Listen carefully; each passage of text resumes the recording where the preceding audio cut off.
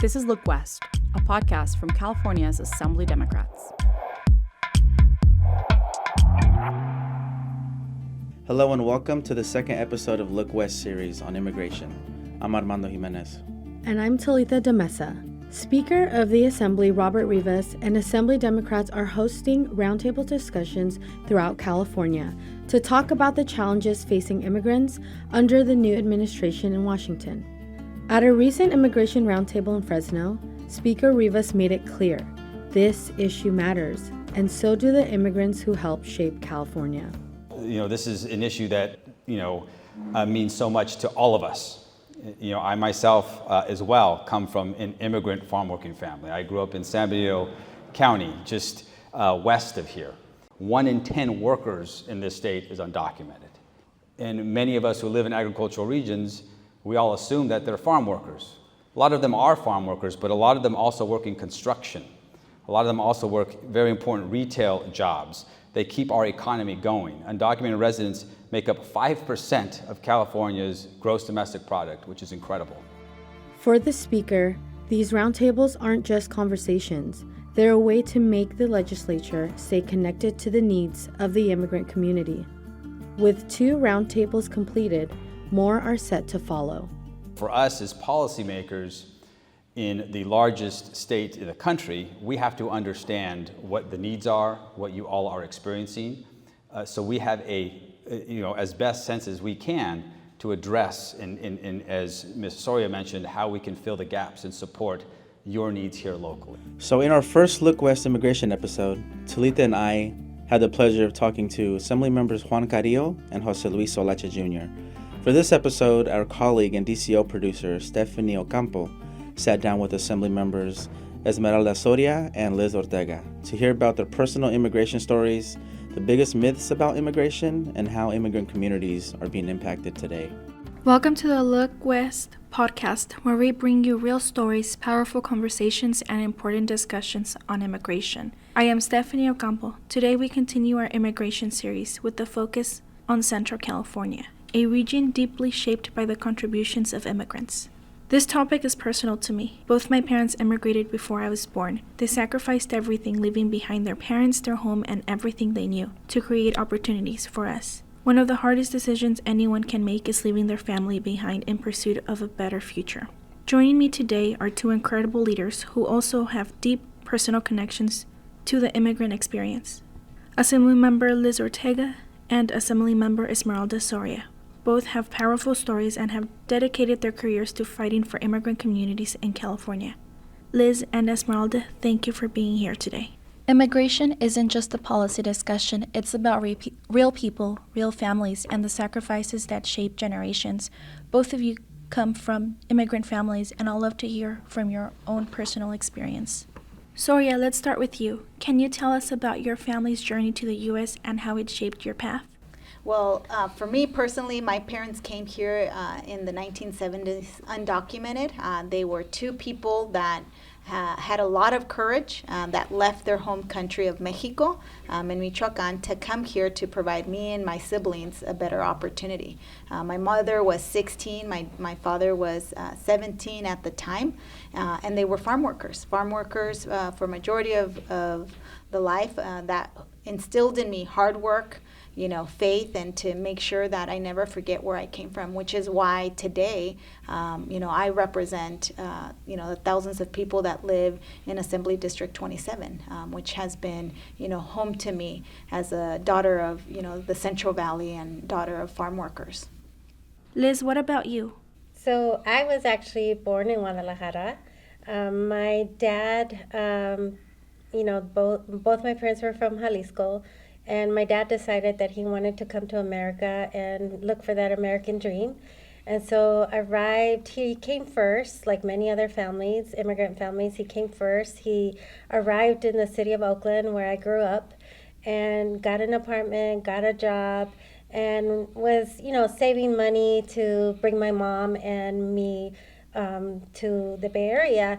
But being my mom, who she is, a very impatient, strong-minded young woman, decided that she wasn't going to wait around and saved up enough money to be able to cross the border with me at 3 years old and my little brother at 6 months old.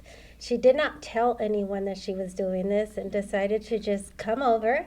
Made that very dangerous trip alone. I can't even imagine it. When I think about it, it really honestly gives me goosebumps to think about a young woman putting herself in that situation, but needing to do that because she wanted something better for her children.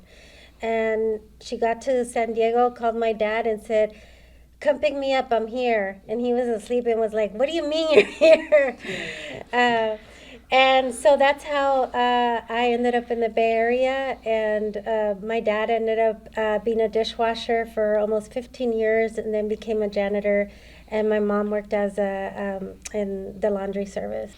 Thank you. And how has both of your personal family stories influenced the journey you guys have today?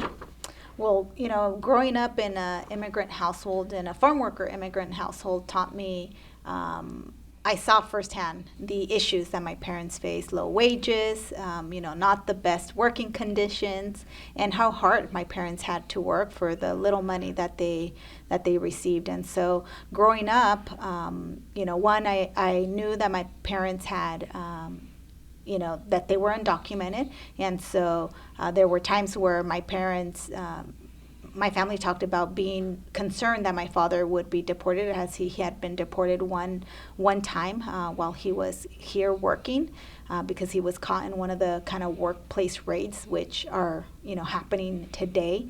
And so those experiences have shaped who I am as a person. It has reminded me today that the issues impacting our immigrant families are very real, because they're issues that I personally lived. And so it is why I advocate for my community fearlessly, especially during these times where they try to fearmonger our community and criminalize our community. I want to make sure that I share my story so that people know that our immigrant families are hardworking, and they've come here and make significant contributions, but we also need leaders to stand up to defend and protect them today, because we are under attack. And an attack on our immigrant community is like an attack on me, because I'm a kid of immigrants. Thank you. So, despite being born in Mexico, I always considered myself an American. I learned to speak English by the time I started kindergarten by watching soap operas in English. But with that gift of being able to speak both languages, my parents recognized that I could also help them. And so I used to translate for them for everything, whether it's a job interview, a doctor's appointment, you name it, I was there to translate. I got so good at it that I used to come home from school and my mom would have friends she met at the bus stop waiting for me to fill out their paperwork. But it's something that taught me a valuable lesson, which was to be of service, but also to question what was happening to my parents, who were both very hardworking, or to my aunts and uncles whose wages were being stolen, or who, I had an uncle who worked in construction, fell off a roof, but had nowhere to go because he didn't have legal status. And it was those stories that really shaped who I am today, because while I believe in service, I also believe in fighting for justice. And all of those things taught me that we needed to be, I needed to be that voice. We needed to be the voice as a community. And that's how I ended up representing workers for most of my career. And today, as an Assembly member, being able to share, not just what I went through, because it's not unique. It is very similar to a lot of our families who are going through the same things today, whether it's the workplace raid or being targeted at a store because of the way you look, because you might not have papers. And so really fighting against those same injustices back then. Unfortunately, we're going to have to do it again, but this time we're doing it with the voice of Sacramento and the state of California. Thank you. Both your stories are extremely inspirational and powerful. Just want to ask one more question. I want to thank your parents for the sacrifices that they took to bring you guys here and making sure that we have strong legislators representing us in different districts. And as well, one more question for you guys. Directly to your parents, what is something that you based on all of the conversations that we had, is there anything that you would like to say to them today? That I am extremely grateful. I wouldn't be who I am without my mother and my father, who were brave immigrants, young immigrants that came here and aspired to give, myself and my 4 other siblings the opportunity for the American dream. And so today in my family, the spirit of my father and my mother, who are hard workers, resilient, and always gave back in their community as, good Catholics, we are doing the same. And in my family, there's 4 of us in public service because we believe that our voices matter and that we deserve to have representation that gives our community a voice. I would say muchas gracias a mis padres por haber hecho lo que han hecho toda su vida, y es apoyarme a mí y a mis hermanos con su trabajo duro, con su sudor y con su mirada brillante que nos dan todos los días. No importa lo que hagamos, siempre están ahí para ayudarnos, y por eso es que yo voy a seguir peleando para los, mi papá se llama Próspero, seguir siendo la voz de los prósperos y de las Evas, que no esperan a que alguien la ayude, sino hace lo que tenga que hacer por su familia. Muchas gracias a mis padres. Gracias. Your work is crucial in supporting immigrants, especially given the ongoing policy changes at the federal level. What efforts has your office undertaken, whether it's legislation, community outreach, or Know Your Rights campaign? I represent a very rural district, and so the small rural communities that I represent don't have as many CBOs as kind of like even the city of Fresno, which I also partly represent. And so thinking about how we continue to put resources forward to ensure that also folks in rural communities are covered. That has been the biggest thing for me. The other thing that I continue to do, I think that aside from obviously making investments for legal protection and resources for our immigrant community, I'm also thinking about long term. And for me, one of the biggest issues that I've heard, especially from our farm worker community, is the lack of housing and instability in these rural small farm worker communities. And so this year, I introduced a piece of legislation, AB 457, to try to address the lack of farm worker housing in communities like mine, especially for my region. So this is a very district-specific bill where in my 3 counties it would be easier. We would make it easier, remove the red tape that exists to build affordable farm worker housing for the families that we are talking about. These are the same immigrant vulnerable families. Thank you. And I'm co-authoring SB 48. I talked about the kids being afraid and the parents being afraid of dropping off their kids at school. This would create a safe haven zone where it would be a 1 mile radius around the schools where ICE would be prohibited from entering into that area and deporting families as they're dropping off their children or terrorizing our communities. So that's SB 48. In addition, we had SB 54, which is our sanctuary state bill, but definitely have seen some loopholes that are in that law, and so I'm co-authoring AB 49, which is the California Safe Haven Schools and Child Care Act. Essentially, again, making sure that we strengthen our community's ability to drop their kids off without fear of being picked up by ICE, and making sure that our local police is not collaborating as we go by our day-to-day business. Now, moving on to the legal immigration process and policy challenges. The legal immigration process, as we know, is slow, complicated, and often not accessible. The legal immigration process is a struggle for many. Any thoughts on how we can make it easier? We need a president that's actually going to pass amnesty or legalization. Yeah, comprehensive immigration reform, and That is unfortunately out of our hands because we don't have jurisdiction over federal immigration law, but we can continue to advocate to our Congress representatives, to our U.S. senators, that we need to move forward and reform our current immigration system because it does not reflect the needs of the 21st century in our country, that we do rely heavily on immigrants, and so thus, we should fix the system which has been broken for many decades. I think the Assemblywoman mentioned the last time that there were any changes was in 1996 during the IRCA law that President Ronald Reagan signed. Talk to us about policy and political challenges and difficulties facing efforts to help immigrants. I think right now it's a lot of that misinformation and fear-mongering. We're living in a social media world where fact-checking has kind of gone out the window. And so you have some of the biggest billionaires in the world saying some of this ugly rhetoric that we hear over and over, and they have access to that in a way that we've never seen before. And so I think a lot of what we're doing right now is trying to do the fact-checking ourselves to try to get our policies across the board. And it's really difficult. I mean, even during the fires, the governor talked about how, there was all these lies that were being spread, and he was spending so much time just trying to undo some of the lies that were spreading like wildfire in social media.